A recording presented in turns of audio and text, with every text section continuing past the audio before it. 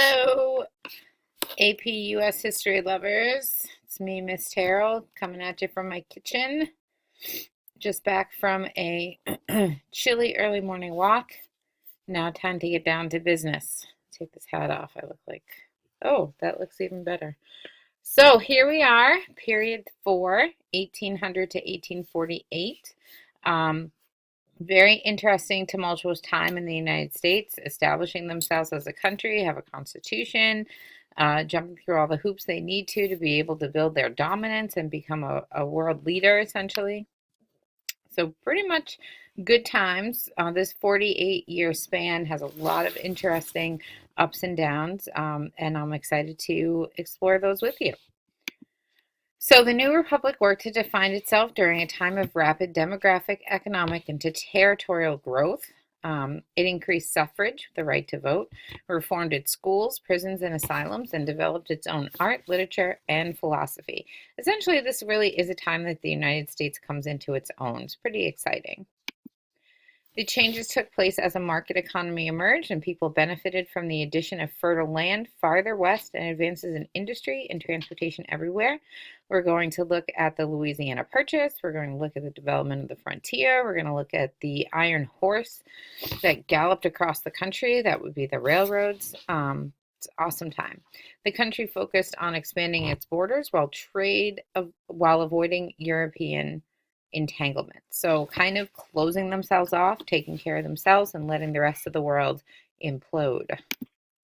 While this period saw growth, it also had increased conflict with American Indians and its neighbors.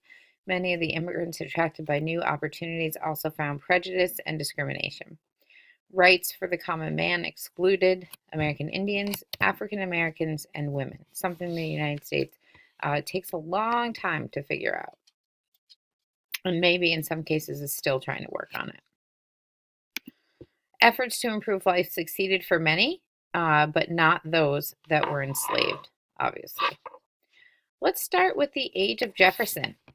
Thomas Jefferson. Here's a great quote. "Let us then, fellow citizens, unite with one heart and one mind. Let us restore to social intercourse what harmony and affection, without which liberty and even life itself are but dreary things. But every difference of opinion is not a difference of principle. We have called by different names brethren of the same principle. We are all Republicans. We are all Federalists." This was Thomas Jefferson's first inaugural address, 1801. Let's talk a little bit specifically about what good old TJ did as president. Jefferson's attempt to win the allegiance and trust of Federalist opponents by maintaining the national bank and debt repayment plan of Alexander Hamilton. Concerning foreign policy, he carried out the neutrality policies of both Washington and Adams, staying out from taking sides from what other countries were doing, remaining neutral. Also retained the loyalty of the Democratic Republicans by limiting the central government. He reduced the size of the military. He eliminated a number of federal jobs. He repealed the excise tax, which included the ones on whiskeys, which was a big win for a lot of people. He lowered the national debt, and essentially his first 4 years in office were really good. One major deal under Thomas Jefferson was the Louisiana Purchase, and we are going to watch a really great documentary on the steps and process in which Thomas Jefferson took to gaining this large stretch of land, which doubled the size of the United States. So the Louisiana Territory essentially was a large and largely unexplored tract of western land through which the Mississippi and Missouri rivers flowed. It included the port of New Orleans, which was a valuable trading property that the United States really wanted to get their hands on. The port of New Orleans is located at the mouth of the Mississippi River. Louisiana and New Orleans at this time had been the property of the Spanish. However, in the 1800s, French government and Napoleon Bonaparte secretly forced Spain to give the territory back to its former owner, who was France. And the documentary we're going to watch is going to go into more detail about that. A lot of backstabbing and intrigue. Under Jefferson, the U.S. territory expanded to Kentucky and Ohio. Settlers in this region depended on the land for economic existence, dependent on the rivers, rather, for transporting goods that flowed westward into Mississippi, rather, and southward as far as New Orleans. In 1802, the Spanish closed the port to Americans, and revoked the right of deposit granted in the Pinckney Treaty. And we'll talk more specifically about the Pinckney Treaty when I see you in class. These settlers looked to the government for help. They felt like they were getting cheated, and they wanted their strong federal government to help them. Jefferson was troubled that a foreign power controlled the river, obviously because this was now the United States, and really wasn't too keen on having foreign powers in the continental or on the continental United States controlling stuff, still trying to develop what kind of country they are. And he didn't also want to tiptoe around and offend people, but entangle the United States with European affairs. So this essentially was a very delicate situation, and he had to figure out how to do this without starting another war or getting multiple countries mad at him or mad at the United States.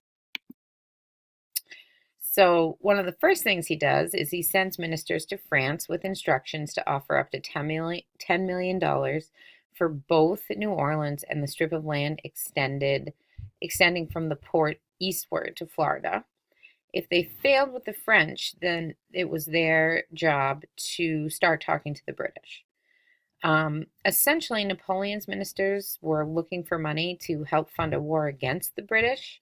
So they took this as an opportunity to sell not just New Orleans, but all of Louisiana territory for just $15 million. What are you doing? Say hi. Say hi. This is what happens when you do history homework in your house. Woo! Can you say hi, Griffey? No? Okay. Get back to business then. So this was a big opportunity for us, for Thomas Jefferson and his people. We went with 10 million and said, we want this. Napoleon and the French came back and said, not only will we give you New Orleans, but we'll give you this whole tract of land for $15 million. Winner, winner, chicken dinner. Jefferson and most Americans strongly approved of the Louisiana Purchase. However, there was a constitutional problem that did trouble the president. Essentially, Jefferson was committed to a strict interpretation of the Constitution, and he rejected Hamilton's argument that certain powers were implied. There's no clause at this time in the Constitution explicitly stated that the president could purchase foreign land. In this case, he set aside his idealisms for the country's good, and he brought his idea and his purchase agreement to the Senate, and of course, they quickly ratified the purchase. The Louisiana Purchase more than doubled the size of the United States. It removed European presence from our nation's borders. It extended the western frontier to lands beyond the Mississippi. It strengthened Jefferson's hopes that his country would be based on an agrarian, farming, pastoral society rather than industrial. We'll talk more about Lewis and Clark's adventures out in the Louisiana territory as well. And also watch that awesome documentary on the steps leading up to buying the Louisiana Purchase or buying the Louisiana territory. Now we're going to talk about the Supreme Court. John Marshall, who was a Federalist judge from Virginia, he happened to be a cousin of Thomas Jefferson's, and he ends up giving Thomas Jefferson the most grief during his presidency. He was appointed a Chief Justice of the Supreme Court during Adams' final month of presidency and held on to the post for 34 years. He was a very strong judge. John Marshall is also the guy who comes up or who has a major part in the Marbury versus Madison case of 1803. And this essentially is Marshall's first major case, and it puts him in direct conflict with the president, Thomas Jefferson.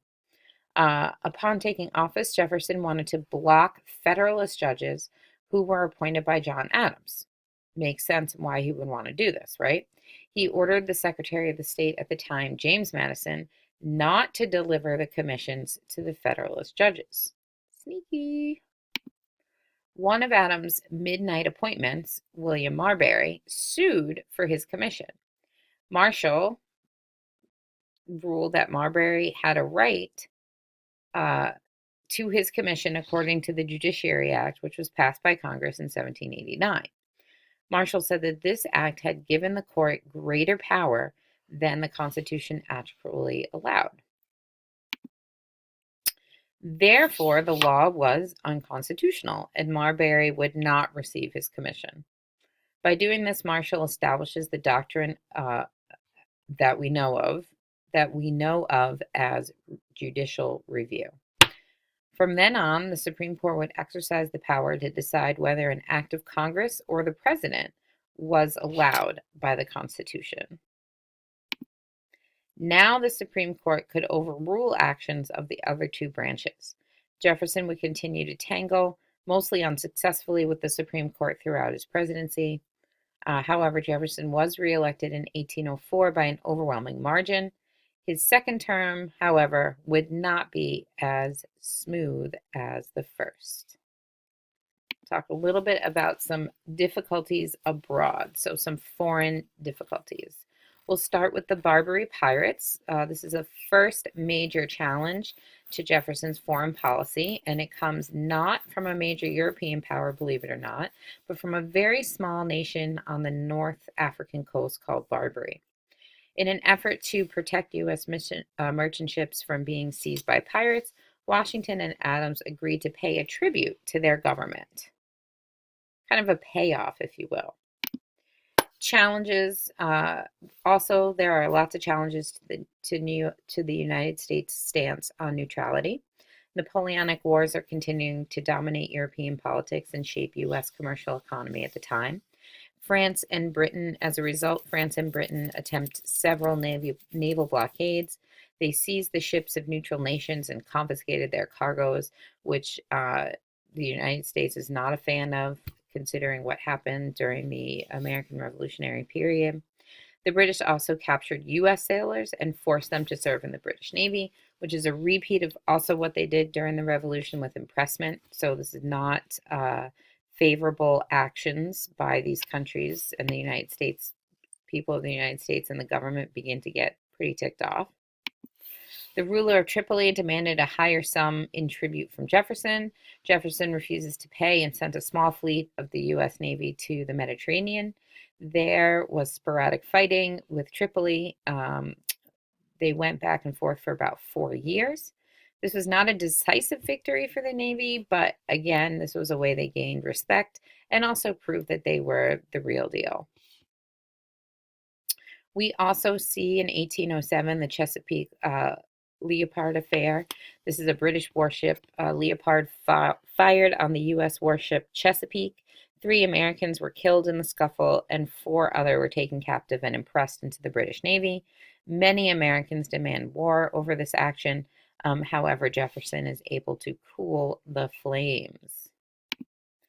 The Embargo Act of 1807. As an alternative to war, Jefferson persuaded the Democratic-Republican majority in Congress to pass the Embargo Act, which prohibited American merchant ships from sailing to any foreign port. Jefferson was hoping with this action that the British would stop violating the rights of neutral nations rather than lose U.S. trade. Finally, the Embargo Act backfired. It brought greater economic hardship to the U.S. than to Britain. The economic effect on the U.S. was devastating, especially for merchant marine and shipbuilders in New England. And Jefferson called the Embargo Act to be repealed in 1809. So this is what I have for you right now. Tomorrow's installment will start with the Madison presidency. We'll get more in detail about Thomas Jefferson when I see you next time.